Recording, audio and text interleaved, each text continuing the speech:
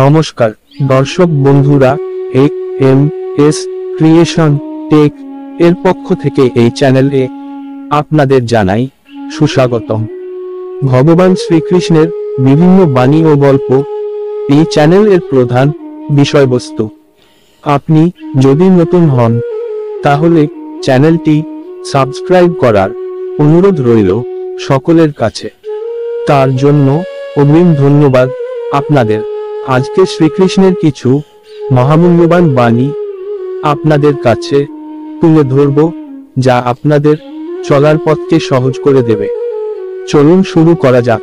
মানুষ তিনটি জিনিসের কারণে নরকগামী হন।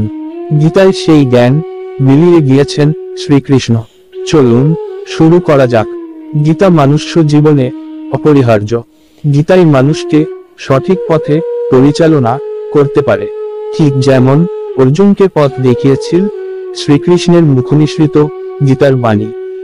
সেই গীতাতেই বলা হয়েছে তিনটি জিনিসের কারণে নরকগামী হন মানুষ। গীতায় সেই জ্ঞান মিলিয়ে গিয়েছেন শ্রীকৃষ্ণ। গীতায় নরকের তিনটি দরজার কথা বলেছেন ভগবান শ্রীকৃষ্ণ। মানুষ সেই তিনটি দরজার দিকেই ছুটে চলে। গীত অনুসরণ করে চললে মানুষের জীবনে অনেক অগ্রগতি হবে। তারা কোনোভাবেই নরকের তিন দরজার দিকে যাবেন না। গীতায় সেই শিক্ষা প্রদান করেছেন শ্রীকৃষ্ণ। শ্রীকৃষ্ণ বলেছেন, মানুষ তিনটি জিনিসের কারণে নিজেকে ধ্বংস করে ফেলে।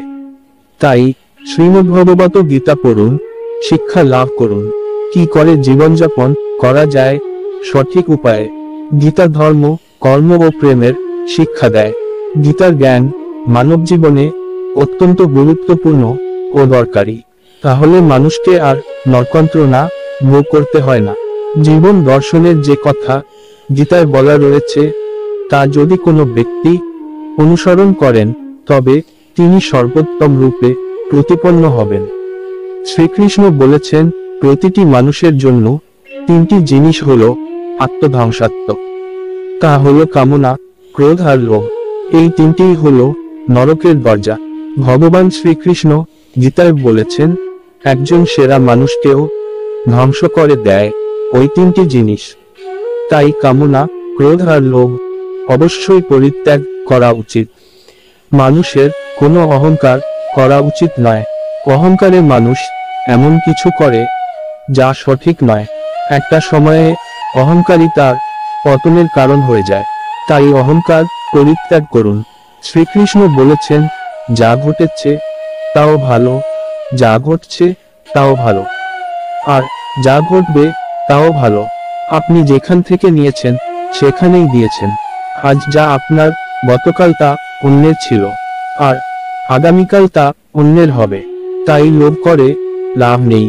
মানুষের উচিত মনের উপর সম্পূর্ণ নিয়ন্ত্রণ রাখা। গীতায় বলা হয়েছে, আমরা যদি মনকে নিয়ন্ত্রণ না করি তবে আমাদের নিজের মন শত্রুর মতো কাজ করবে। শ্রীকৃষ্ণ বলেছেন, এই দেহ তোমার নয়, তুমিও দেহের অধিকারী নও। আপনি নিজেকে ঈশ্বরের কাছে উৎসর্গ করুন, তাহলেই মঙ্গল। চিরকালের জন্য আপনি ভয়, উদ্বেগ ও দুঃখ থেকে মুক্তি পাবেন। মঙ্গলময়ের কৃপা লাভ করবেন। আজ এই পর্যন্ত, শেষ পর্যন্ত সাথে থাকার জন্য সকলকেই ধন্যবাদ।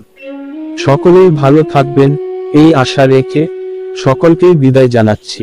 পরের ভিডিও পাওয়ার জন্য অপেক্ষা করুন, আর সকলেই সুস্থ থাকুন।